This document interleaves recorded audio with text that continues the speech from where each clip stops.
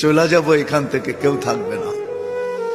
যিনি থাকার উনিই যখন থাকেন নাই, কারো কাছে মালাকুল মউত অনুমতি নিয়ে আসে নাই, আসবে না।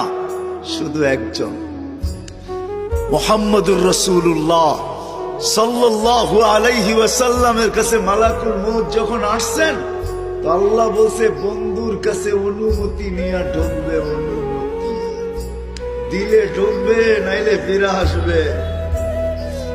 বন্ধু আমার, খবরদার অনুমতি ছাড়া যায় গর্জায় ঢুকা যাবে না। আমাদের কারো কাছে অনুমতি নিয়ে আসবে না, ওনার কাছে অনুমতি নিয়ে গেছেন।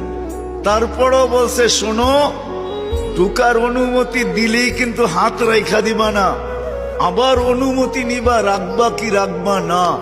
বন্ধু যদি হ্যাঁ বলে তো রাইখো, যদি না বলে তো চলে আইসো। না বন্ধু আমার, কার বন্ধু?